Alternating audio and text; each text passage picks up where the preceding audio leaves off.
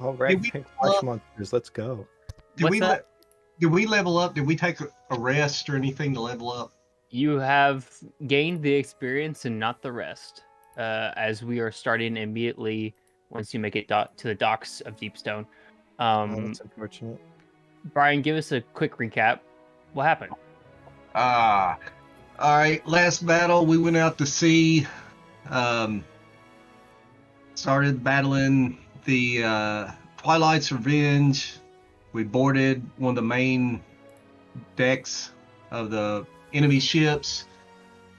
We're doing battle out there, badly outnumbered. Then, out of nowhere, the red herring pulled something out of their ass and went underneath the deck and caused some type of explosion. And next thing you know, that turned the tides of the battle, and the good guys won. Well said. All right. The good guys have won, though it doesn't quite feel that way when half the ships of the fleet finally return to the docks. An ambush and invasion was off-put and stopped. Once you guys make it back to the docks, you can see the rubbled, torn up stoneworks from where these men have mined their way through. A couple of town city workers and some of the guards start working on repairing them, laying down cement and stone and pavement and trying to get it smooth and backed out. Hawks looks back to Fagrin once more, and he says, "Let me talk to the city council. We will maybe look at future cooperations." We look forward to it. And I shake his hand. Yeah, he shakes your hand, and he begins to step off. Immediately when he does, he's met by like 5 different townsmen, like asking him where he's been and asking him on reports and a bunch of paperwork he has to fill out. He goes to deal with some bureaucracy. As he starts to step away, the sun begins to set, and you guys are free to do whatever you like. Hey, Captain, is our ship hurt very bad? Do we need to try to get it repaired? Aye, that's a good plan, Tulu. We need to get repairs and resupply, secure everything. Where's the red herring? They were lost the whole battle. What did they do the whole time? Go ahead and make a perception check.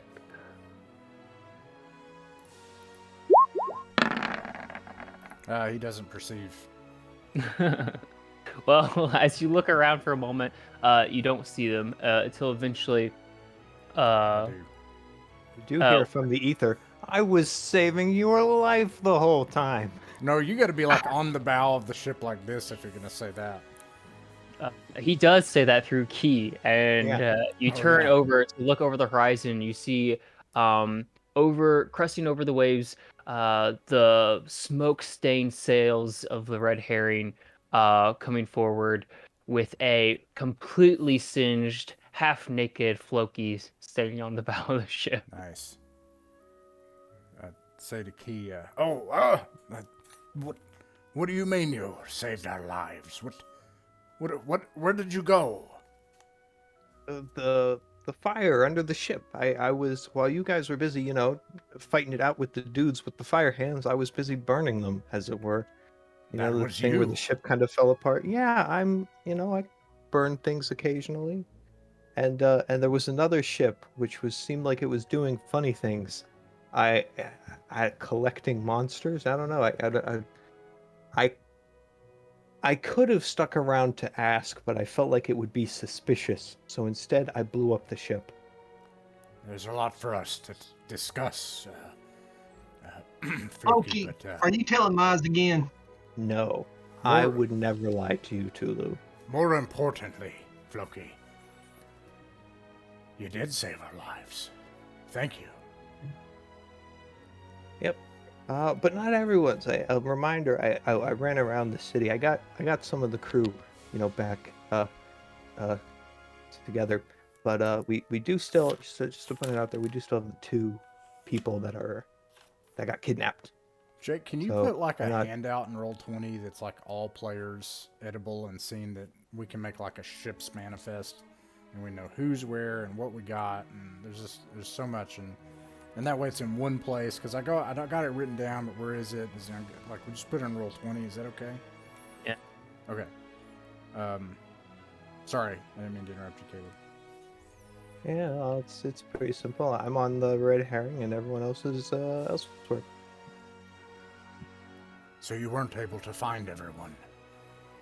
Well, I think some people are just out and about in the city, and I couldn't connect with them. But when we were attacked on the dock, Rhonda did say that 2 of the crew members had been kidnapped.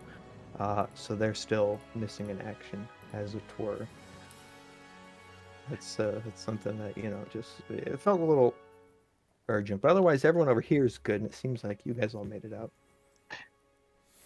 Yeah, made it out, but I'm a little tired. I could use a rest, to tell you the truth. Aye.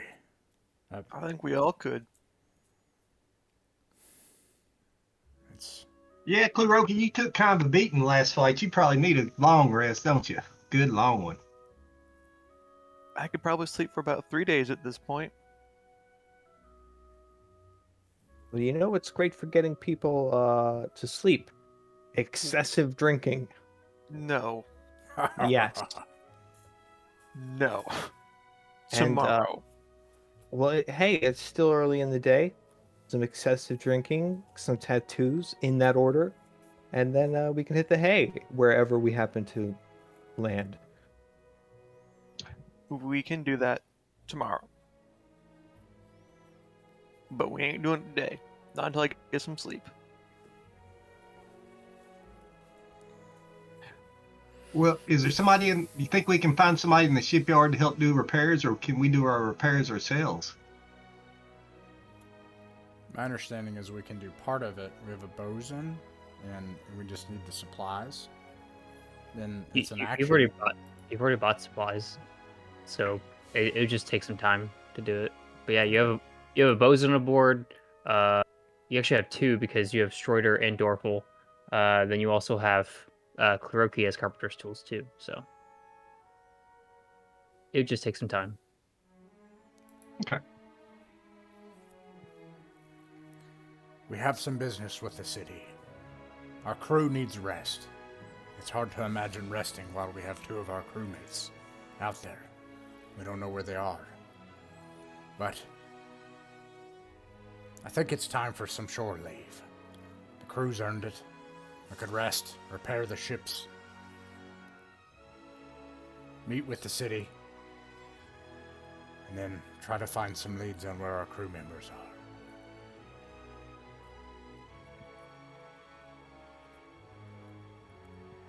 Sounds good to me. I'm okay with that. So we set up a watch, like a rotating watch. Some people are on watch, some people rest.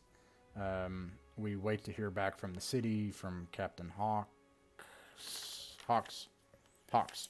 And then the only other thing, the main thing, I'm totally about checking out these fruits. Don't get me wrong. I'm on, like, totally down. But, like, it seems like we're a little beat up. And we need to figure out how would we find out about where our crew members even are? Well, there is the one, what is it called? Like Mudport or something? There's the little town Yeah. where less than upstanding people might hang out. It might be worthwhile to roll up there and start doing some We could investigating, find seeing if a- anyone there knows anything about these piratical individuals. We could try to find a minor island and see if we could set up our cache of bellowing barrels and go to Mudport. So this is like, we do this like in a few days once we're repaired and healed and have talked to the city officials. Yeah, that's a good idea. It's hard to go on the like find out, like I can't, you know what I mean? Fagrin would not like do anything else until he found these 2 crew members, you know? Yeah, but I feel that too, but it's just kind of like we don't have another option. Checking out the fruit? Well, I mean to get to the crew members. Oh, yeah, no, I Like mean... we don't have a lead, Yeah, so no- it's Yeah. Okay, so do you think we should go to Mudport, or do you all think that we should do the other stuff that we were thinking and then hope that that would generate a lead and we would learn more from that? we could send like Rhonda and friends down to Mudport and say like, "Hey, dig up what you can." I mean, we were doing that anyway. We had the crew running around like digging up leads for us, and before we were able to get back in touch base with them, there was sort of a battle. Split the So- party. Split the party, always a good idea. It's never got gone 2 badly ships. for me yet. Tulu, hey, boss. If we take a nap and rest and stuff, I got something that might help us find those people. If I don't know if it'll work or not, but we can try it. I can locate creatures and I can locate certain humans. Ooh. But if we can try it up to Let's 1,000 go feet or for that. so, something like that. Oh, man. Okay. All right. Yeah. How's it they'd be within 1,000 feet? Couldn't be too big, but maybe they have some kind of hideout in the city somewhere, and we could dig them up. That is an idea. I guess we could rule it out. Or Tulu can just fly to Mudport and then just like bomb the That spell too. in 3 places, like 4,000 feet apart. It's a concentration spell up to up to an hour. That's one of my new level 4s. You can Back in just memory. fly there, just fly around It's radar. like one of those military planes that just like picks things up on the ground. Ewoks planes. What do you guys want to do? We're sleeping, Jake. If we can All right. sleep. Yeah, let's go ahead and go to sleep. Let's start with Tulu. Tulu, go ahead and give me a wisdom saving throw. 16 plus 19. 19.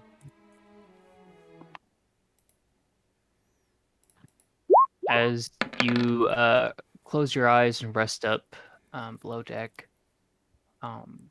you find yourself at this state between being awake and being asleep, and the gentle waves of the harbor rock you slowly back and forth.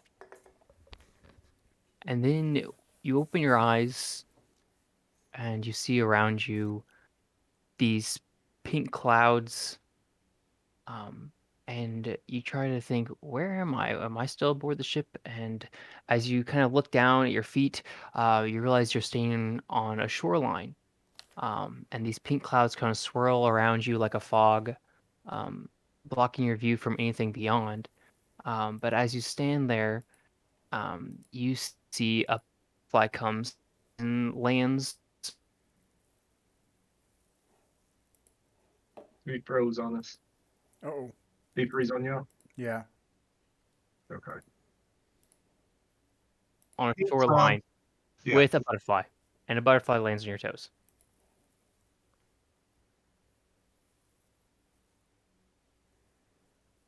So I'm in a dream. I'm on the beach.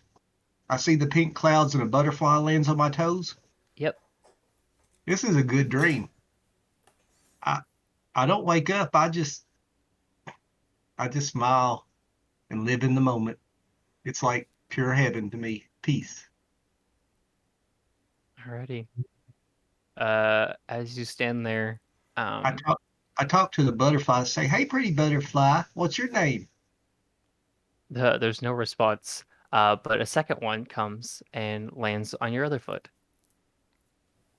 I kind of giggle and kind of twinkle my toes. Kind of twitch my That's toes.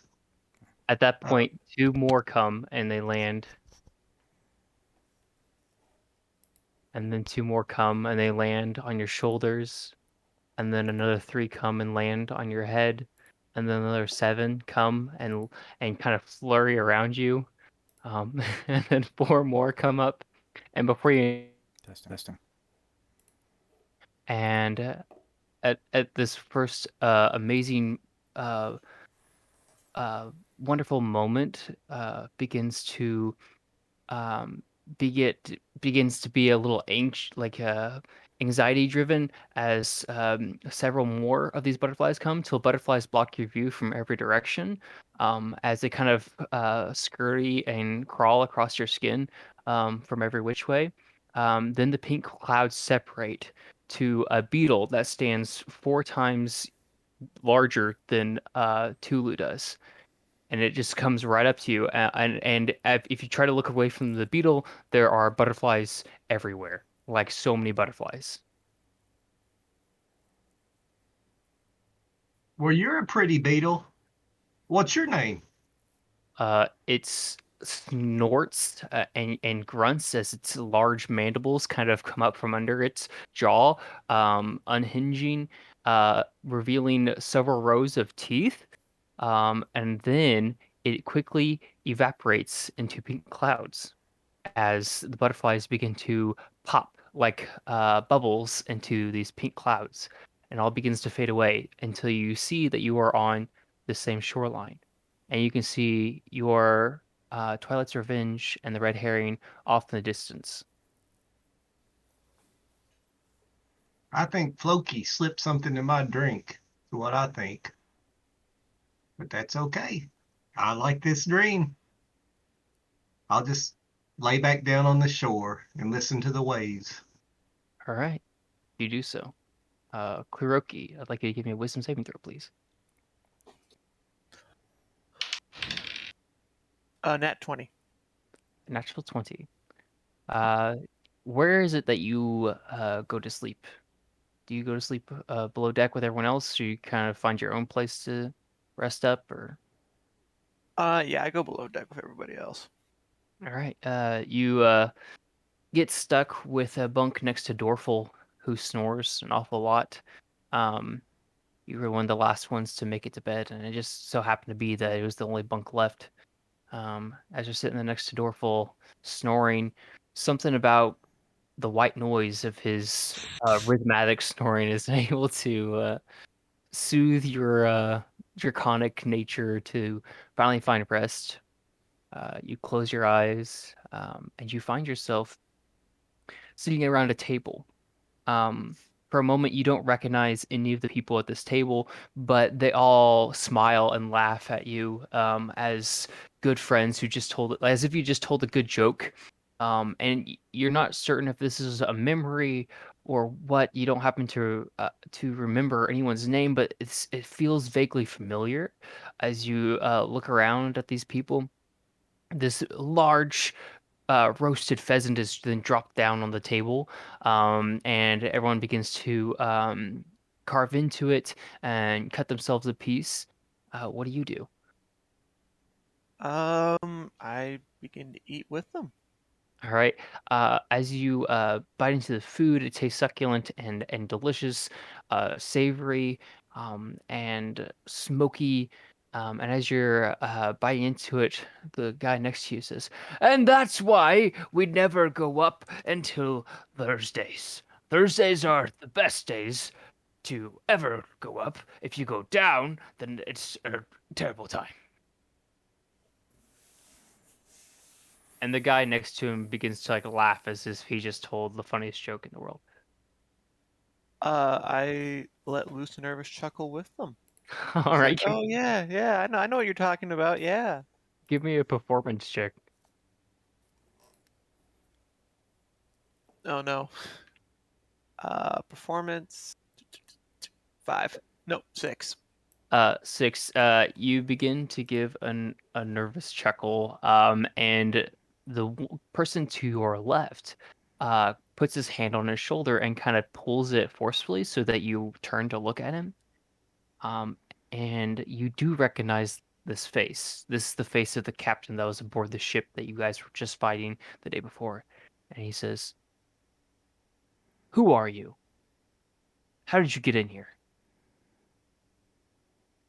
That is a very good question, and I do not know the answer to it. No lizard folk are allowed in this place. Go ahead, get out of here. I'm not a lizard. He draws his dagger and stabs it into the table. And he says, "You best be going." And all of the rest of the table, they all just kind of just freeze, sit up straight, like children who were just scolded. They all kind of put their hands at their sides, sitting perfectly still like statues at the table. I look at him and I'm just like, are you seriously just trying to scare me away? At that point, give me a dexterity saving throw. Oh, that's better. Dexterity. What's my dexterity? You said dexterity saving throw? Yep. 15. 15. He swipes at you with his dagger. You're able to dodge out of the way, and as you do, a large clank happens. As you look down at your feet, a iron mask falls out of your pocket and clanks across the floorboards. I put the mask on? You put the mask on, and in a flash, you vanish from the scene, and you wake up below deck next to Dorful snoring, and the iron mask is in your hand. I look very confused. Con- Very confused, like at the mask. Give And me an then, investigation check at advantage. oh, an advantage. Wow, look at me. Uh, that's a nat 20. With a natural 20, as you're looking at this mask, a note you notice to be tied to the inside of it, right under the brow ridge. This indention meant to sit closely to your brow is a nice place to tuck a note, and you find one in there. Opening it, you see written in common. It says, "We're still waiting for you," and it's signed by a Lake, Oh, Lake. these guys. I remember these guys. I kind of forgot about them. All right, and you continue. You can go back to sleep or do whatever you like Yeah, during the rest of your I long go I rest. go back to sleep. Next, we're going to jump to Vagrant. Vagrant, I'd like you to give me a wisdom saving throw, please. Can you hear me? Yep, Okay. About 20. about 20. Conservative. Yes. Conservative. A conservative, dirty 20-ish. Yes. I got a 17, so I think I have more than a +3 on my, but he's got +3 here, and he's not got less than +3. Wisdom is a high stat for him. Pretty sure. Something about the thrill of sailing with a cause. Something about the desperation that you felt earlier today. Something about the excitement of battle itself. It left your body aching and tired, but your mind wanders excitedly as you think about all the things that could have gone wrong but didn't, and how you vested so much and you have such a powerful crew that can do so much and work so well together. You're just overwhelmed with the success of the day. You close your eyes and eventually find yourself on the deck of a ship, but it's not like any ship you remember. There's a large winch in the center of the deck where you can see several of these fish-like humanoids pushing it in unison, and they're cheering a song that you recognize, though you can't understand any of the words and their weird fish-like tongues that they speak. You look over the horizons, crystal clear seas as far as your eyes can tell, and you look up, and the sky is a silver overcast, but it's odd because you can see faint starlight peeking through.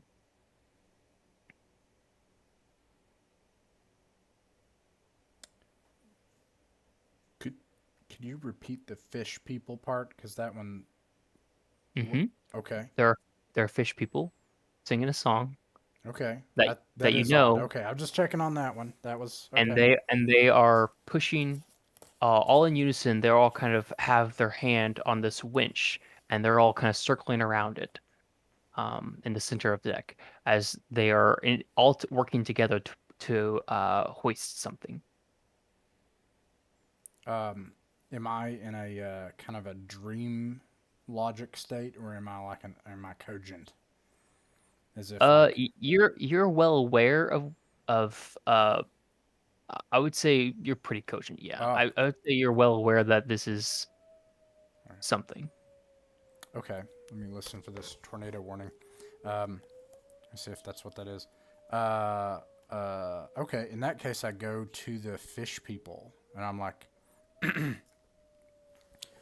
"Ahoy there! What vessel would this be?" Oh, this is the golden eye. The Golden Eye. I. Well, yes. Oh, Salty, did you fall asleep again? You best not be doing that. Do I look down and see like fish fins or something? Like, am I a You fish look person? down. Your beard is bright white, Oh and, no. and you look at your hands, and they're much more wrinkled than you remember. Oh, thunderstorm warning. Okay, I don't care about that. Okay, beard is white and hands wrinkled. Um, I suppose I may have. Well, Don't worry, this will keep you up. And he hands you this bottle of liquor. It's orange in substance. Probably has like 2 sips left. It smells very bitter, like absolute bitter. And as he hands it to you, he kind of flops his fish-like fins across the deck and begins to join the others in hoisting something. um, I drank it. All right. As you do, it is it's way more sour than it tastes, or it's way more sour than it smelled, and not bitter as it smelled. And as it hits your tongue, you feel it swell, and almost painfully, you begin to choke. Um, as you do, your eyes close, filled with water, as it's hard to keep them open. Um, and every time you cough, you find yourself coughing on something else. You cough and you spit up a little bit of soup as you look up and see Serafina eating her halfling soup. And you look up beyond her, you see frosted window panes. And you cough again, and you find yourself drinking a cup of mint rao tea in the Silver Swill tavern, and you cough again and find yourself back on the stick. You look up and see these fish folk are still hoisting this something, but as you look up beyond, the sky is black as lightning begins to strike off in the distance in every direction, um, and the chains clinking and clanking against the boards of the ship finally pull up something. This large, uh, bluish green stone, this stone that is glowing of its own power, but also it has this weird sense of as it scrapes across the boards of the ship, they also begin to glow this same faint green. And then you cough again, and you see these crystals all along the walls and the ceiling as you find yourself in a cavern. You see Calhawk in the distance who's shuffling cards in his pocket. And you cough again, you find yourself back on this deck. Back on the deck of the Golden Eye, Hmm. and then I like act dizzy, and I hand the drink back to the person. I'm like, I think I'll gaze to the sea for a moment, and I go over to the starboard, to Uh, the as you bow of the do, ship, and I look over. you lean up against the banister, realizing that there are barnacles and this coral-like substance has grown all along the sides of the ship, you would know this would be a ship that has been sunk before. And as you look at the uh, carving of the letters into the side of the ship over the banister, you recognize the Golden Eye is a ship of Mentardas Oloro, the first ship that you sunk as part of the Phantom Pirates. And you realize that this would be a salvaged ship. And you look at these people, and you cough once more, but you find yourself aboard the Twilight's Revenge as you find yourself coughing Like, uh, on a little bit of smoke as um, Quinchell sits next to you smoking a pipe and notices that he startled you awake. He apologizes quickly. Sorry, Captain. I figured you could handle it a little bit. I didn't think I'd disturb you. it's, it's all right, Control. I just the uh, the waters at night they bring strange thoughts. Oh. Do I have like something to drink nearby? I guess I have something to drink in my inventory. I drank my I think I have wine. A bottle of wine, I'm pretty sure. Well, anyways, I drank some of my water from my water skin. All right, you do so. Continuing your long rest, Yeah, and I try to do that. And I put my which is gonna lead us to Floki. Floki, Here. where's Floki resting? In a hammock, I imagine, below the deck of the red herring. All right. As you are resting there, you close your eyes and you hear a faint whisper of Key's voice. It's like, Loki, Yes. can I sleep down here with you? I know Yeah, you of put me in course. my own room, but um, something about the wind tonight. I'd rather be down here. Yeah, it's a weird place. Well, me casa tu casa. You can. Yeah, the ship is yours if you want. Anywhere you want. She nuzzles up on your chest, and it feels kind of nice because she's warm, and you find yourself falling asleep. And at that precipice moment of falling asleep, that faint, maybe 3 ounces of pixie on your chest begins to weigh heavy, and you find yourself struggling for a breath. Give me a wisdom saving throw. Alrighty. That's a 10. 10.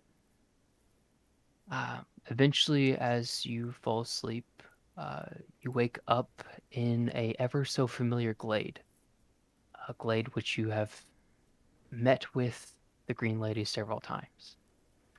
You look around and you don't happen to see her.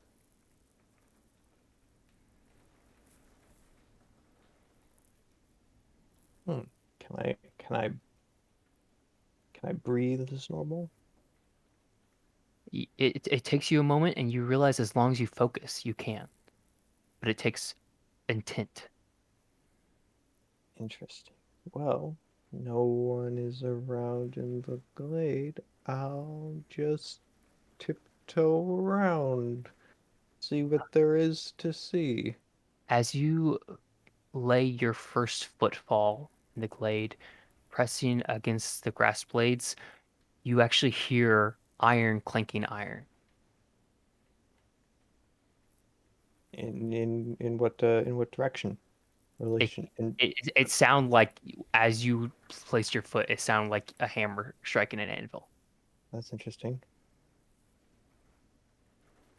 I pick my foot back up and put it down again. And as you do, it sounds like clank. Interesting. I will continue tiptoeing around As you very do, quietly. as as careful as you are, every footstep clanks louder and louder, and even if you just slightly press your foot down, it clanks. and the last time you step forward, you hear a clank that echoes, and then you hear a voice come from behind you. It was pretty impressive. I turn around. As you do, there's no one there. All right. I'll shift my eyes left and right and left again and right again, and I'll say, Yes. Yes, it was. You know, Yes. I fancy myself a patron of architects and artificers.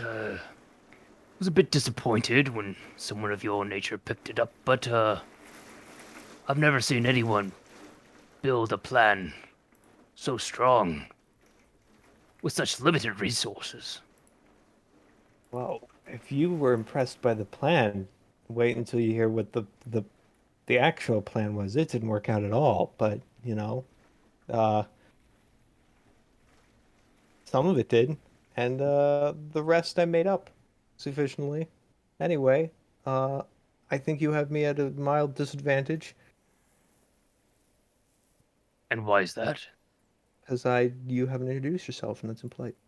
No, you haven't introduced yourself either, and you've held my eye for several years now. So, All right, and and he'll go from like kind of real intense combative like posture, and he'll straighten up and then do this like gratuitous bow to absolutely nothing, and then come back up and say, I am Floki the Lost, navigator, sailor, and doer of other shipborne activities. as you say these words, the grass blades around you begin to light a flame, and smoke begins to billow. Uh-oh. Um, but you notice that the smoke doesn't have an odor whatsoever. As smoke begins to kind of billow up to form a silhouette of a what Floki would consider a giant of sorts, who then sitting in a somewhat comfortable uh, sitting position, rests up against some of the trees, and you hear a chuckle come from the figure. He says, "I think you know who I am." Yes, I suspect, correct me if I'm wrong, but that you are Sai, the god of the forge, not to be confused with forgery, and also fire and other stuff. If you don't mind my asking, I've really kind of been curious for a really long time. Um, why is your eye not in your face? Sorry if that's very forward of me, but like, I just has been nagging on me. Uh, well, it's a bit embarrassing, no, but it was a sign of my gratitude toward the dwarves. Hmm. Mm, They needed heat of spring, and well, if there's one thing a forge is, it's hot. A portion of myself, an eye for an eye, as they say.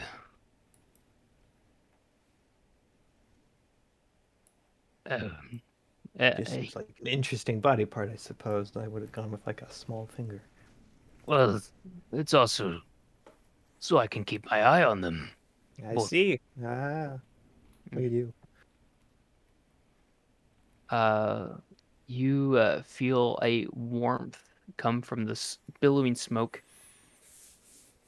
He says, "I'd like to make you an offer.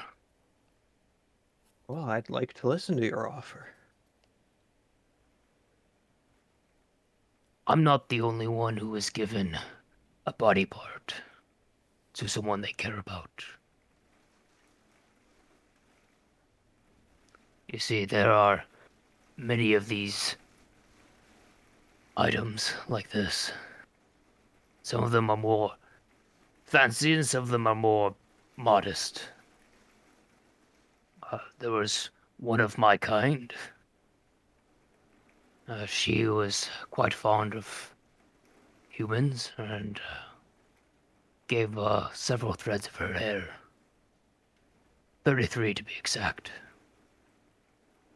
33, you said? That's what they say. I don't keep count. However, these threads, they have very different usage to people of your kind, mortals that is, and if you could find one for me and give it to a friend of mine. He looks down. This figure looks down his billowy smoke of a hand, and he says, "I can't much manipulate things from your end."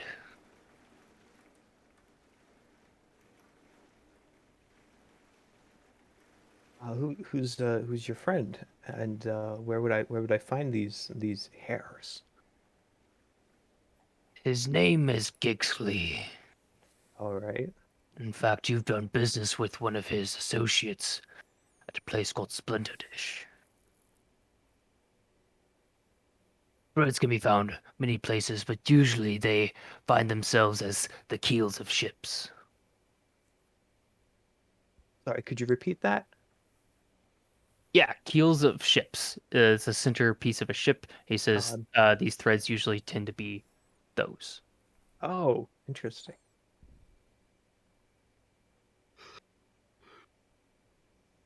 Um, where would you?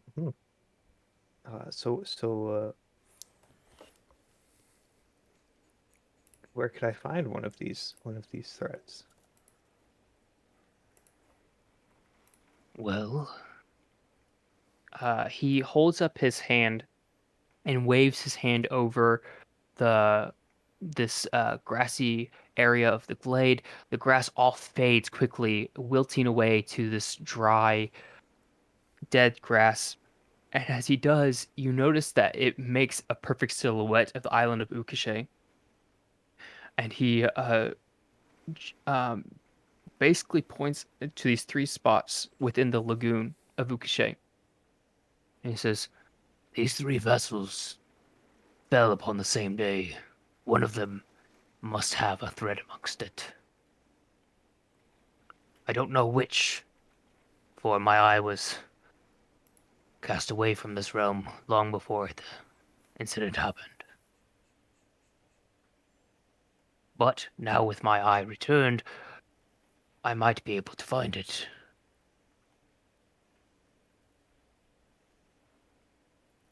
Okay. And what would I uh what's not to sound, I mean, it just sounds so gauche to in this context, but what would I get for doing you this solid? Usually, my deals and agreements come with a benefit of gold and jewel and things that interest the dwarves. I am a fan of all of these things. But I suppose I can work whatever it is that you require. That might be enough. Although it's would you happen to know of a way to you see there's a bit of a problem with this with getting to these ships, right? There's a lagoon in the way.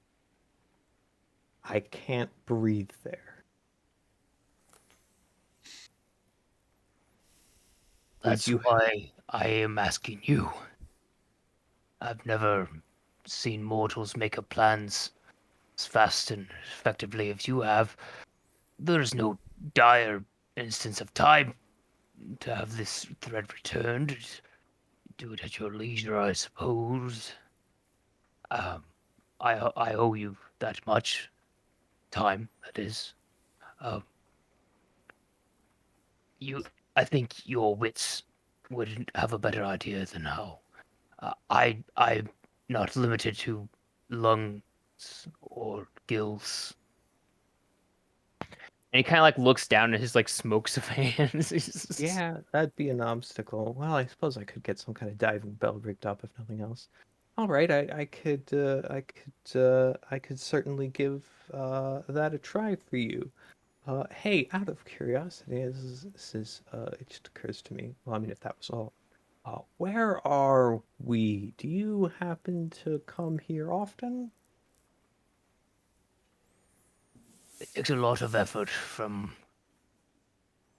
my reserves to arrive here, especially when she's nearby. But in her absence, I can fill this space. All right, so she is not here. Oh, well, no, you released her into your physical wealth. Just I was space. under the impression something like that occurred, but I'm a little new to this whole, you know, thing, and not entirely sure what's going on. So, but yeah, I'll be that's honest with you, interesting. mortal. I am new to this as well. It is confusing and odd. Yeah, well, that's life sometimes. You're always learning. All right, is there anything else I can help you with today, my good sir? Clean your tools. And then like it all fades. The smoke kind of fades away to like um Oh, hallelujah. fog. And as it does, the grass rapidly regrows and the Oh, singe that's marks good. I disappear. was I was worried about that. All right. Well, interesting. And Another quest to add to the quest board.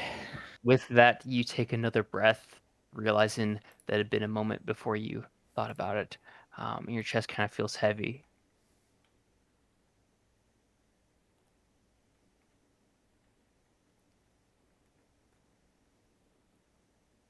Right? Does anything else happen? No, you wake up and realize that the heaviness is just he, Oh, all right. and that's the end. And you wake up. Huh.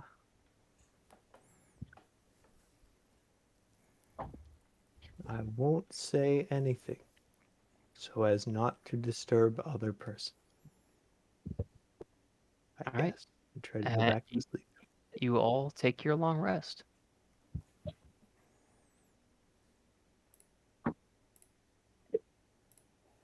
The morning arrives.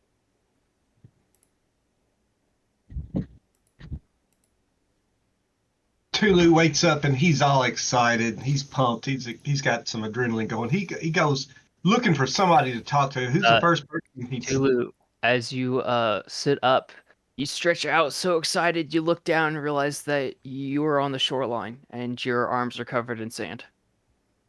And you look up and you can see the Twilight's Revenge and the red herring in the distance. Whoa, Tulu, what just happened? What am I doing out here?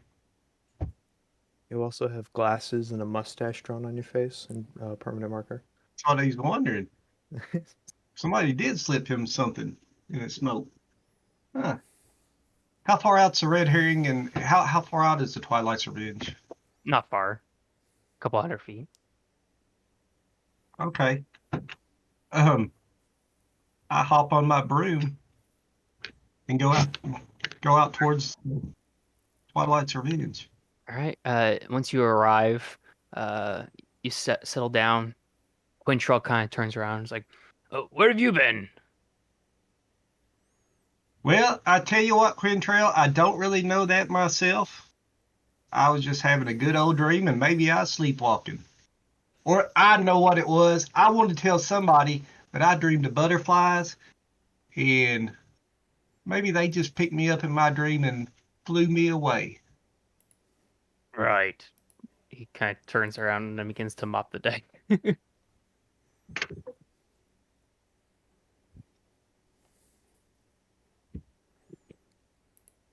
All right. Um, so let's see. Everybody's working. We've got guard shifts set up, and all right. We need to get everyone together, and make a plan to find our crewmates. I send is Key like is she like my liaison now? Is this the thing? Usually, if Floki's on the other ship, that's usually what she does. She kind of stands there as Floki's eyes and ears and mouth. Uh, We're in good, port though, so I assume we're one shouting distance away. So good morning, that little sprite lady. Hello. Uh, Floki, you notice Key kind of stands up and stretches, and she goes, "Well, the old man's calling for me, so I'll be back later." And then all right, best of luck. she scurries over there, and within a moment's notice, Key arrives to you, Vagrant. Hello, small lady. It's good morning to you. Hello, medium human. It's good morning to you too. Yes. Well, I could you perhaps relay to the captain of the Red Herring that we'd need to discuss how we're going to round up our crewmates? Should we set sail to Mudport or try to find out about these fruits? And I Floki, get you heard all of that. Hiroki So and Tulu and everything. Fragrant's kind of like an old man that doesn't know how to talk into a cell phone with this like fairy magic. yeah. So what do you guys want to do? Well, let me like toss this out. Do you guys think it like checking out the fruit thing would generate leads, or do you think it's gonna like open more cans of worms? And I'm also, am I wrong? We should find our crewmates, right? Is that Yeah, I think I think trying to go after the fruits might just open up more things to do. It. I don't know if it'll generate more leads as to where the crewmates are. Yeah, I think that's a different tract also that like occupies a different part of my quest board. split But the party?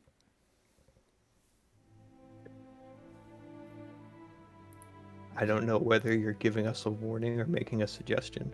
It's we got two ships. I don't know. I'm always here for splitting the party. What do you got? What Mason and Brian? What do you guys think? It's less I don't know. playtime, you know. What's that? What's that? I don't remember the guy's name in the top of the tavern with the room with the mirrors. Old Yes. Slothy. What's his name? Yeah. Sephiroth. Augusto. Sephiroth. Sorry, Okay, not Augusto. I'm Augusto's gonna have his to look name. back through my notes. Sephiroth. Yeah, that's a good point. He might be able to maybe help it. He's weird though. Yeah, he is. But He's kind of out of touch. He's weird, but considering that we just helped his city not get sacked, he might be kind of happy about us.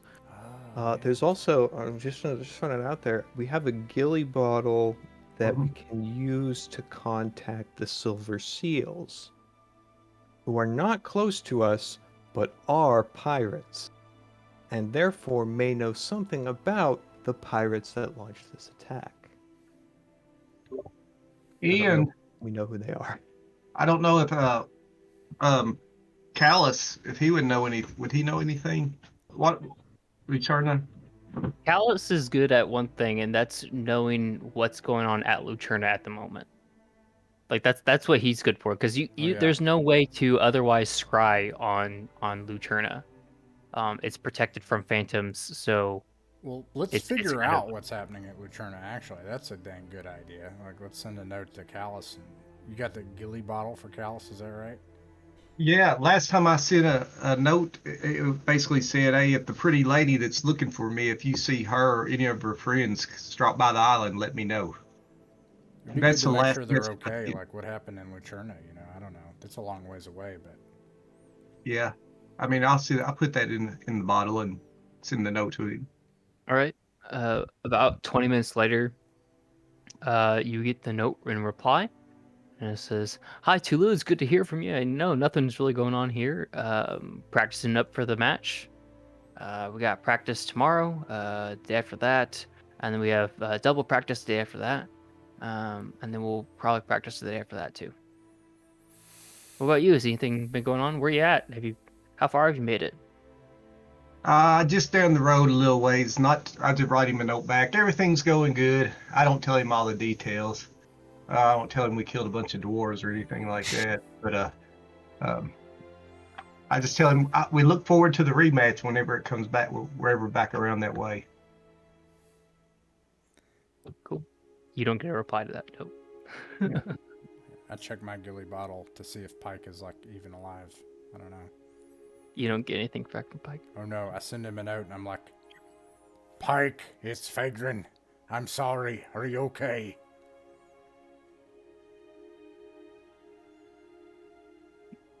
Nothing. Oh gods. Pike's dead. Maybe there's some latency issues. We'll find out. Oh no. Okay. I heard there was a tornado warning where he was, so he might just kind of, He might be hiding in the bathtub. come on. Almost had the spit take there. It was that close. It was close. So who's the two crew members that were missing? What's your names? Halfin and Liz. Tolfin and Liz. Often and Liz. No, the painter. Yep. I don't know about you a lot, but last night I had some weird dreams. I'm glad that we made it Yeah. through okay, but what'd you say, Clue? Yeah, remember those anti-magic people that we I- saw back in Luterna? Yeah. Yeah, those guys were dicks. Good They thing you kinda haven't seen them want- again. Well, the thing is, I did see them again last night. Some weird dream magic stuff was going on last night. In your dreams? Yes. And I pull out my mask and show it to them. He pulls out this mask. It looks like a human's face made of a bronze lined with silver. And it's got these ornate carvings all across it. Does that Yeah, even they- fit on your face? No, I don't think it would fit on my face. But, yeah, they kind of want an answer from me, but I don't really remember how to get in touch with them. I'm not really sure I want to get in touch with them. I think we had to hit them up in their headquarters, which were somewhere we haven't been yet, Yeah. if I recall. Also, I don't think they're probably a fan of. Yeah. Never mind. Wait, Scratch Kluroki, that line of thought. did that mask come from your dream? Yes. I don't carry a mask for humans around me normally. Whoa. That's so weird, because I dreamed of butterflies and a big giant beetle, and I dreamed I was on the shore with pink clouds and all that, and I So woke up on another the shore Tuesday? this morning. It's like the dream magically transported me away. Maybe I'm a Wow. plane walker. I don't think so, Tulu. I'm sorry to burst your bubble like that. I feel like that's most of your dreams. I also had a strange dream. I wasn't transported anywhere, but well, it was odd. There's no odd. I didn't wake up with anything. Floki, did you experience this as well? I did commune with the god a little bit. Oh, I yeah, know. minor details. Just I communing mean, with it wasn't gods. it wasn't that big of a deal. He just yes. Sai, the Because god of communing the with gods forge. is never a big deal at all Look, whatsoever. some of us do it more often than others. Look, I received a commune with the Sai, the god of the forge. You know, the guy whose left nut I have, and Wait. and he said that he was looking for something.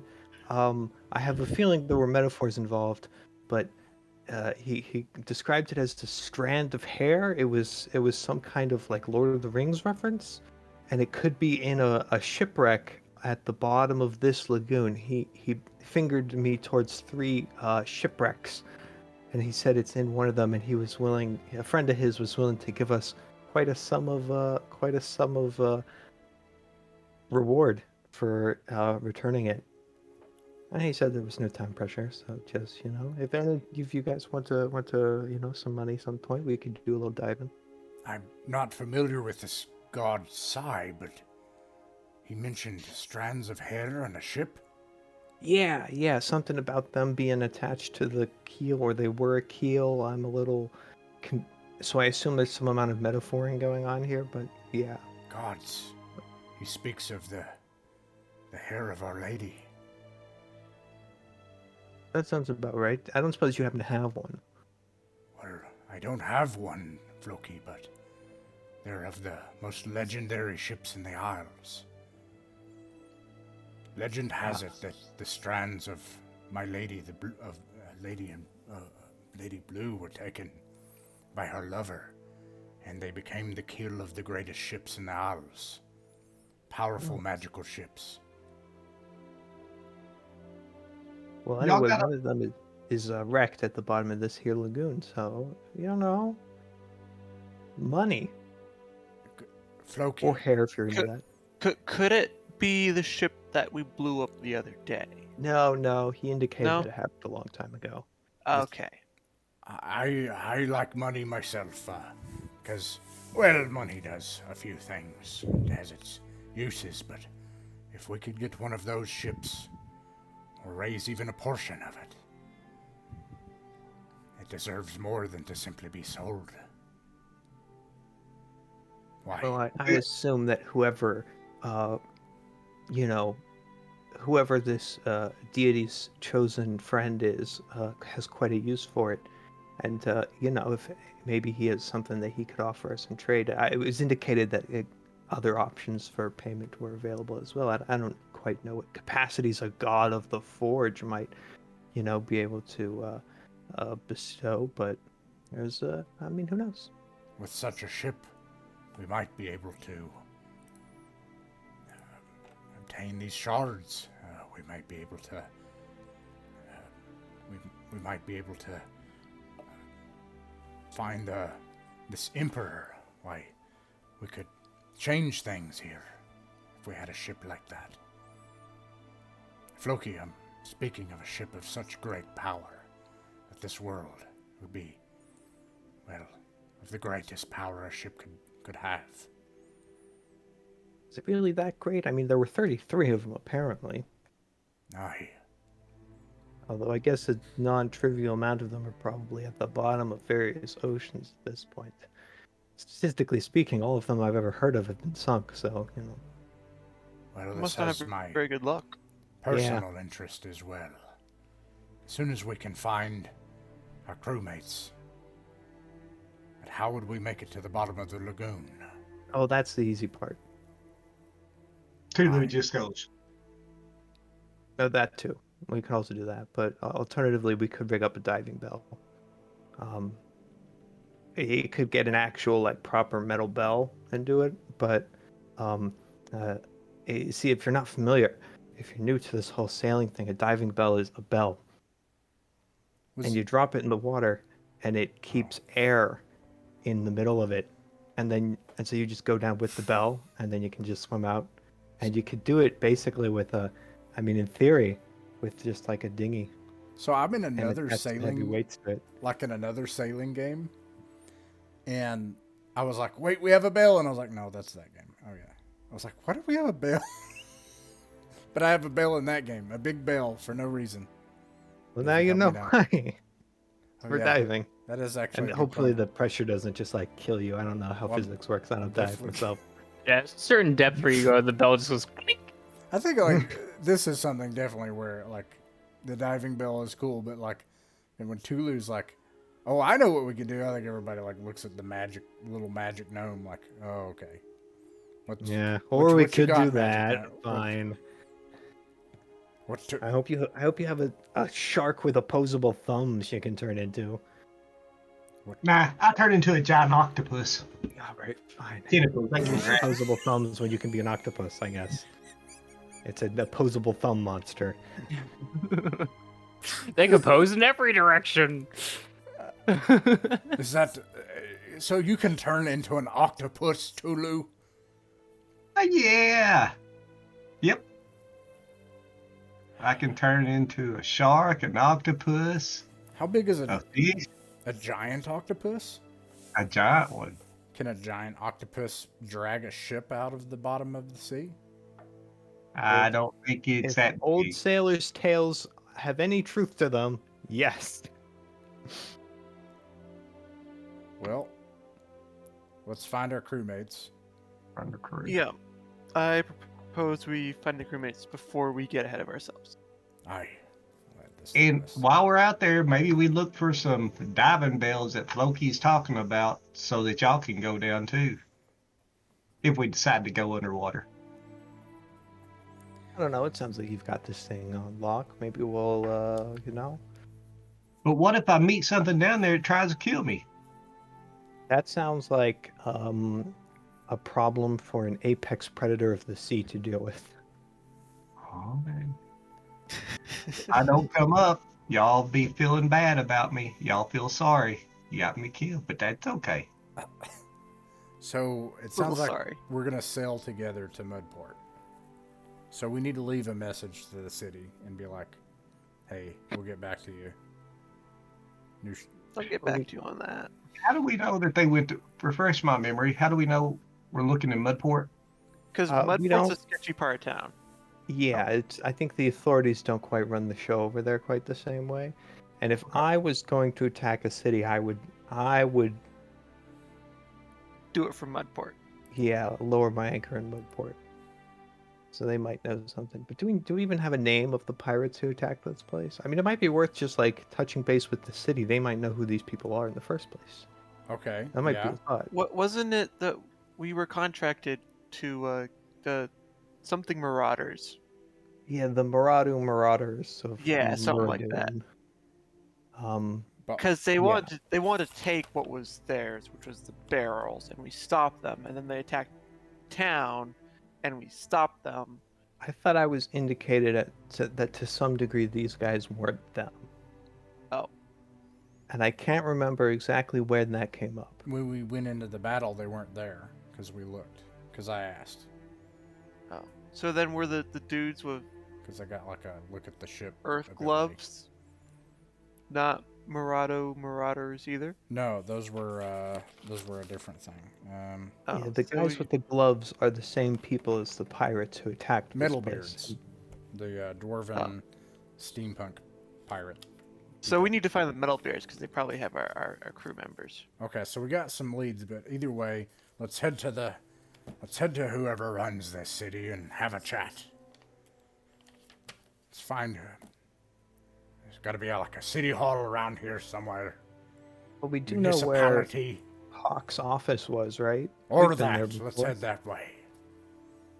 All right, so you guys head down to Hawks' office. Yeah. I gotta get some water. I'll be right back. Let's see. Mm, I should ask the dungeon master before I keep making stupid assumptions. Do we know who the pirates were who attacked Yukashe? do you? I have a couple of things here, but I don't. I recall the Metalbeards being brought up, but also that these guys didn't fly Metalbeard flags. Yeah, no, that was something else. So Yeah. I'm not sure if we know who these guys were, or if that's like a big mystery right now.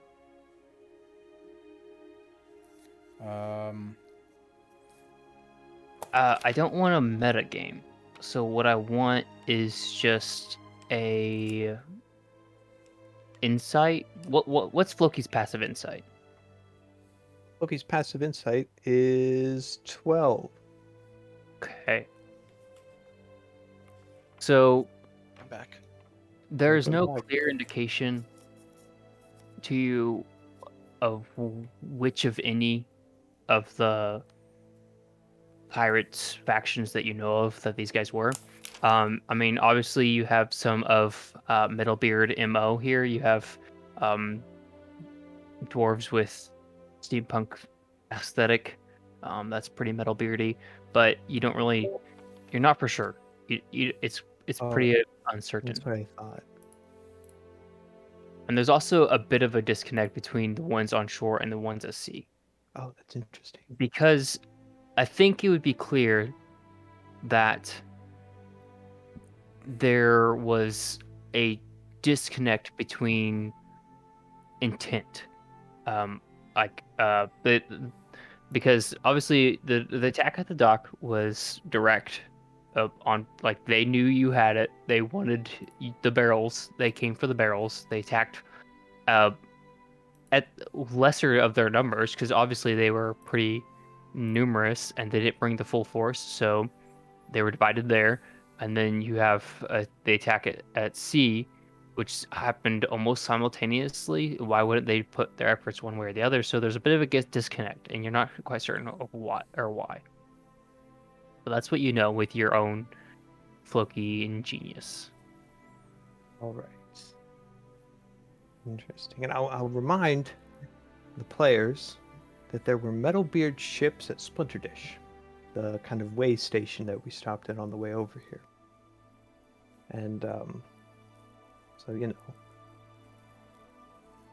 but that's there. So you guys make your way down to Hawks's office, and Hawks isn't there. But what you do find is Valcrone is there. Valcrone, this elderly-looking man with a crooked nose who runs the docks. He's the dockmaster. He turns to you all, almost startled as you walk in. He goes, "Oh, look at this! We have all of our heroes, as they're calling you already." He seems to be signing some paperwork off. Master Valcrone, good day to you. That we survived that horrendous assault. The city prevailed.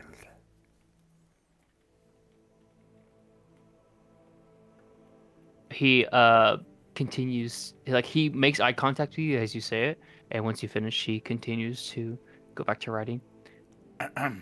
Well, we need some assistance. And what is that? What kind of assistance do you need from the city?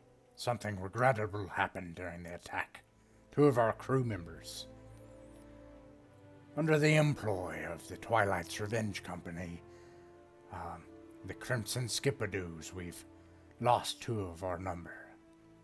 Now, I'm sure the city is full of such tragedy, but we're simply hoping for some leads on who was responsible or why this had happened.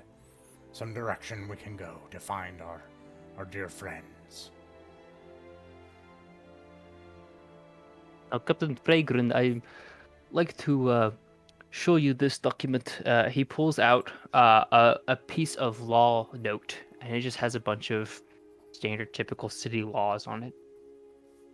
And he places it on the table. He goes, "I would like to remind you that extortion is against the law, and that the city owes you nothing. You privateers, we do not owe you for your missing peoples. We, of course, do have missing peoples of our own. And I just find it coincidental that you arrive, and then the following day, these attacks from the pirates follow, and you just happen to sail perfectly into position to aid the city in a very tactical and well-timed maneuver to remove 3 vessels within the matter of seconds. I just find it very coincidental." Tulu starts wagging his finger at the guy. Says, "What are you trying to say, guy with the ugly nose?" What I'm trying to say is, you did a piratey act at the same time of other pirates. Don't expect me not to treat you like pirates. We save you and you give us this treatment. Captain, I've about had enough of this guy. Whoa! It's I went down here. It's okay, Tulu. I don't appreciate it either. Someone questioning my word. And it's regrettable that you don't take an act of kindness and help when it's offered. But pirates or not, has the city no duty? Does the money we pay to come into port, does it serve no purpose? I'm not even asking for help, just the information that we could use to try to find our missing people. Is that not a duty that the city is charged for its people here? Do you perhaps at least know the identities of the pirates who attacked here? I realize it seems kind of silly us running in and fighting and risking our lives to protect you guys from people who we don't know who they were, but we don't know who they were, and it would kind of be nice if you could tell us who launched the attack, so that maybe we could run them through a little bit ourselves and try to get our people back. Roll a persuasion check. I am willing to do that. Let's see, there's a button around here. The whole time you're talking, his eyes are like locked on Vagrant. That was a 10. You mean you do not know? I think I said that, yes. He begins to rub his brow, and he just kind of like slumps into a seat, and then he begins to continue to fill out paperwork. Because I'm sorry for my words and for my actions. I have acted foolishly, but I was certain you all had joined the rankings. There is a conglomerate crew growing, a fungus, a cancer that is growing on the seas. Blando and his marauders.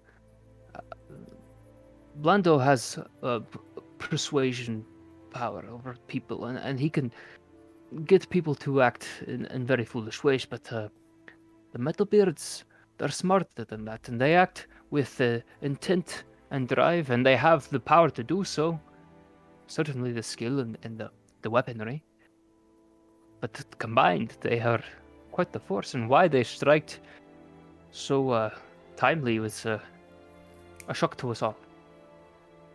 I afraid we do not know the captain or commander behind the attack, but I do know those ships and those men are both of Blando and the Metalbeards' crews. Ah, interesting. Well, Now, why is this interesting to you? Well, first of all, because it's helpful. We didn't know who we were dealing with 5 seconds ago, and now we do. Blando's something of a known quantity around here. He happens to have a bone to pick with us already, and he should be, as if I understand correctly, somewhere around this island, he and his allies. And so that's handy. You speak of Blando as if you are not his companion, or at least an associate. You have signed official paperwork working with Blando, and he holds up the documents from a couple days ago. He goes, you tell me Blando, you speak of Blando as if you do not know who he is, but you have... We're business associates. We signed a deal in which we were both partners. I've never met him. He'd send people to kill my crew. We don't have a good working relationship, but yeah. Valkron, I'm sorry, we haven't met Lando, right? You have not met Blando. No. Okay, okay. So y'all correct me if I'm crazy on it, but Master Valkron, we were sent here from Lucerna with a shipment, and you talk of extortion. We were not acting under our own. We were forced to leave, and we have never met or worked with Blando. But these barrels that we carry, they were for him. We happen to know that, it's possible he may have attacked for that reason. Or at least that was part of it. Why was he? You said that, Floki, you said that he was trying to... there were beasts in a ship? What? There was something else going on? Yeah, I'm not sure. Around where during the battle, around where there was the few of the wrecks of ships, I slipped in there with the red herring, put on the garb, the uniform, the armor of the guys who attacked us on land, and I was able to slip onto their ship and pretend to be one of their crew. And it was a bit of an ununiformed ship. There were less kind of cannons than most of the rest of the ships had, and a crane and a cage filled with strange beasts. And they were using the crane to drag out some kind of coral monster from the ocean. I don't know to what end. I kind of blew up the ship before I asked anyone too many questions, but it if they were doing that in the middle of a vicious battle. Clearly they thought it was important, so I assume whatever that involved had something to do with why they were here. Sometimes our Ashstone refinery uh, digs up a surplus. We do not need it, so they dispose it into the lagoon. This disposal process does attract some pirates coming to scrounge up our scraps and make use of it. But I assure you that most of what I get is no longer suitable for its explosive power. However, if they are harvesting something from the lagoon, that is probably what it is. It's our ash stone. It appeared to be a creature, and they had a cage of other creatures. Living things, strange beasts. They didn't seem like stones to me. This is very curious. That's what I thought too, but I don't know anything else about it, so I haven't worried about it too much. Look, Master Valkron, it seems like we could be of assistance to one another, but we're rather concerned about our friends. So, what I offer you is this. You said we were pirates doing piratey things while other pirates attacked. Well, I've never quite called myself a pirate. In fact, more of a person of the seas, but privateer you called us. It wouldn't hurt to have some of those. What danger would it be to if the city were facing a threat of this Blando, this conglomerate you speak of, if you release a little chaos on them? Just tell us where they are. Tell us where we could find some of these places. We just want our friends. We could do some other things while we're there. I am under my oath for the city, so I cannot reveal such information without proper legal allocation. However, Hux is very adamant about doing just that, making you official privateers for the city. They are having a council meeting here in about an hour or so. So you should find out tomorrow if you have your wish. Again, I apologize for my off-putting words. I do still admire you for your championship, Crimson Skipadoos, and for your work and for your service to the city, even however illegal it may have been. He looks over his shoulder out the window, watching people kind of walk by. He kind of takes a bit of the curtain and kind of begins to kind of close it a bit and ties it to the opposite side of the window, and he kind of covers his face and goes, unofficially. I have never spoken to you of Splinter Dish and how Blando runs his organization from underneath it in the Underdogs. I've never told you anything about the Underdogs. There is definitely no secret hideout where they all hide and smuggle goods and slaves. That is definitely not something I would ever disclose. As an official of the city under oath, disclose such things. Aye. Oh, that makes a lot of sense. We would also never disclose that we've seen Metalbeard ships at Splinter Dish. So, yeah, well, there you go. Yes. It's We very certainly interesting. wouldn't want to do anything like that.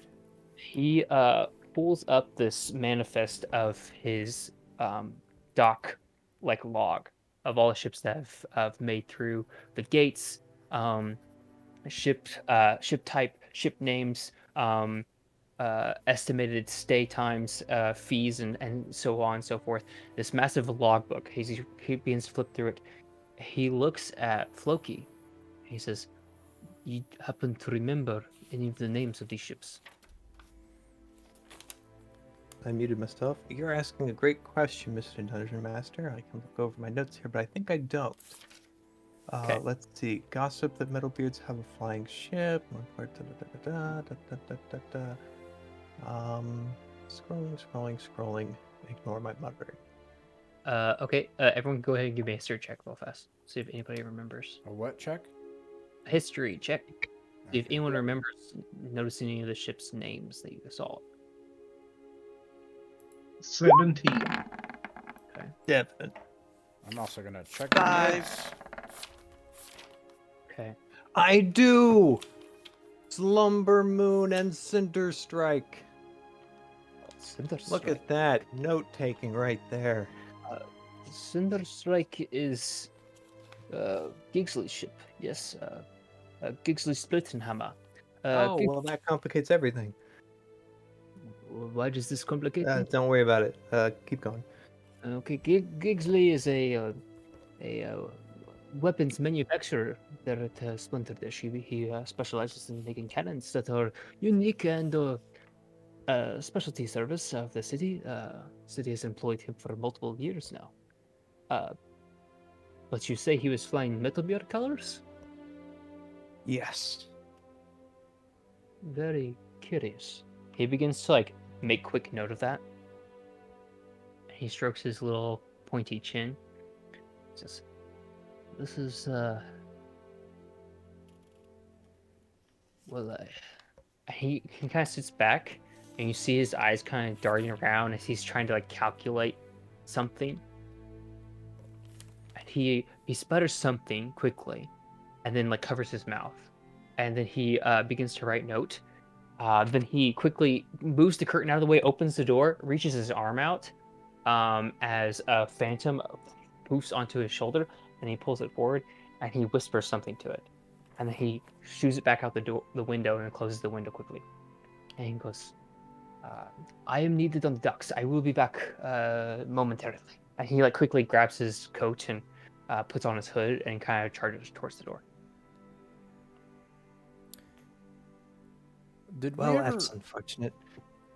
I have a note here that Ross, why do you take notes like this?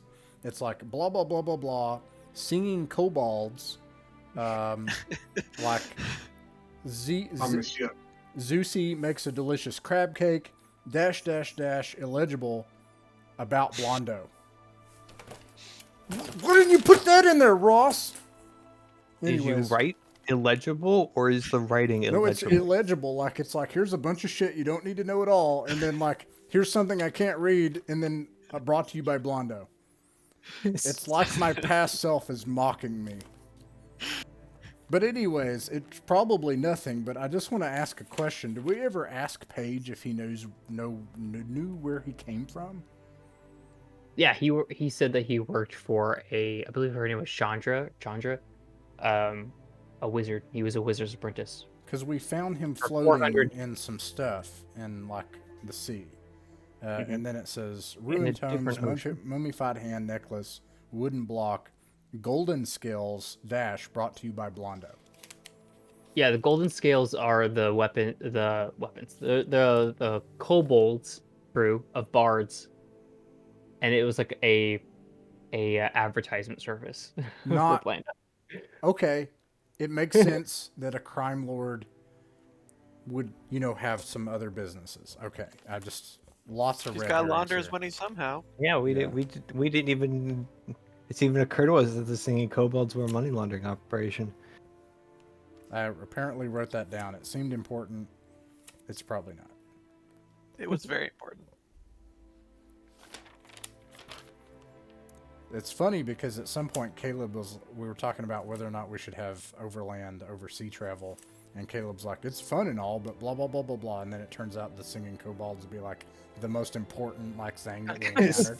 It's all coming together now. The kobolds.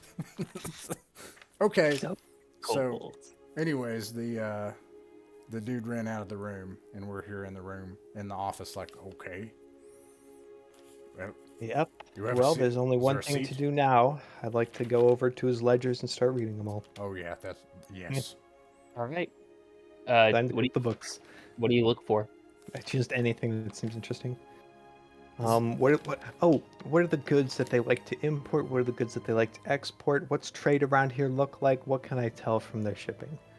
They have two main exports: ashstone and double fruits. You see, as you're beginning to look through them, there's a really high demand for double fruits coming from an island called Lambu, and there's a very high demand for ashstone coming from a island called Granchio. And um, it seems like the city is actually struggling to provide those services and those goods. They also seem to have, as you're scrambling through like most of the other stuff, you also happen to notice that there's like a surplus of people that want to fight for the city guard for whatever reason, and not a lot of people that want to do other stuff. But their main imports, you would notice. Hang on, I gotta get my. I'll make sure I don't screw this up. So I'll just start saying something, and I'm like, oh yeah, that's not right.